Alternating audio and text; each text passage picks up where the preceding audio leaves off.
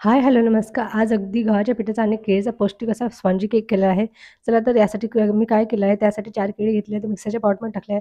त्यानंतर अर्धा कप मी साखर घेतली आहे, त्यामध्ये वेलची आणि वेलची टाकून छान ग्राइंड करून घेतलं आहे. त्यानंतर केक टिनला मी तेल आणि पिठाने ग्रीस केलं आहे. त्यानंतर एका पॉटमध्ये 2 कप गव्हाचं पीठ घेतलं आहे, 1/4 कप कोको पावडर घेतलं आहे, अर्धा चमचा आपल्याला बेकिंग पावडर घ्यायचा आहे आणि पाव चमचा आपल्याला बेकिंग सोडा घेतला आहे.